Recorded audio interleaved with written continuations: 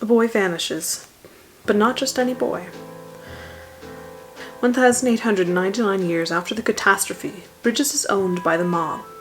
As the city's steam-driven infrastructure fails, a new faction rises, the Red Dogs. Jacqueline Spadros is haunted by her best friend Ayre's death, killed as he tried to stop her sale to the Spadros crime syndicate 10 years ago. Now in an unwilling marriage to the city's biggest drug lord, she secretly runs a small-time private eye business to earn enough money to escape. Ayre's little brother disappears from his back porch, and now someone is following Jackie. Dark, gritty, psychological, multi-layered, Victorian-inspired, far-future detective noir that keeps the reader guessing to the very end. Okie dokie.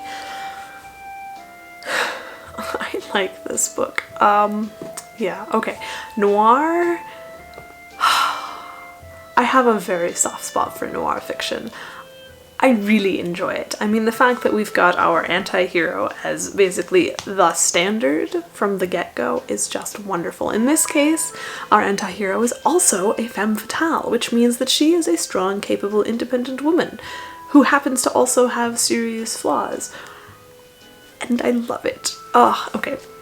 Noir fiction combined with steampunk is a fascinating, kind of dichotomy, because you get the focus on the Victorian era steam style technology, as well as having that inner character struggle that often comes with noir fiction, and of course there's, you know, a mystery involved.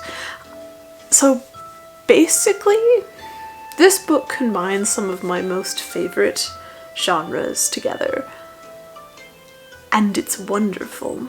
Yeah, I will say that the answers that you seek to solve the mystery aren't provided to you completely in this book. Of course, it's the first book in a series.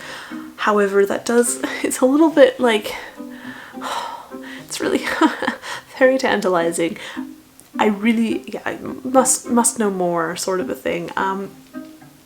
I like the fact that this story deals with extremely flawed characters, as well as the sort of romantic ideals that often come with steampunk fiction.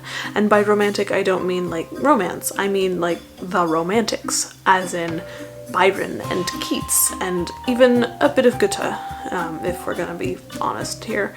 That is very much sort of a nostalgic sort of thing that comes with steampunk fiction, and this book definitely has that, but it is not nostalgic for a time period, as most steampunk is, the Victorian time period, but it is nostalgic for a state of being, in this case, lost innocence, lost childhood. A lot of times you see the nostalgia for a different time, such as the Victorian time period, but people forget that there were, problems. Like, you know, social inequalities and gender issues and you know, like race issues. It was not a time, socially speaking, that we should be idolizing. It has its merits. It is a different sort of mindset in terms of how you relate to people and yourself, but it's not something that is necessarily good, per se. Anyways, this book does not do that. It deals with the real life struggles that a lot of people had during that time, in this case specifically women. It's very interesting. There's a lot of internal struggle as well as external struggle, and of course that makes it wonderful. Also, the language.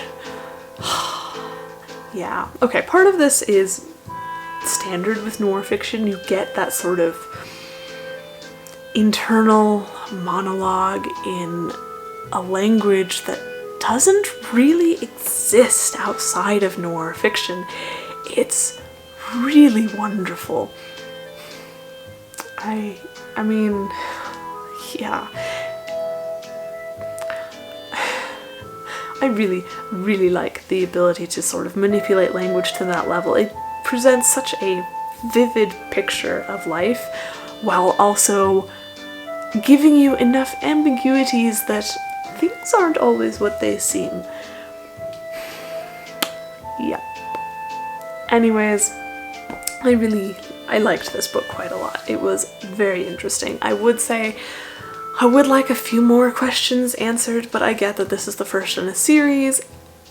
It just feels sort of incomplete. Which, again, I understand it's the first in a series. Duh, it happens. Anyways, that's all I've got for you today. Absolutely would recommend this book. I love steampunk, I love noir, I love putting all of those things together.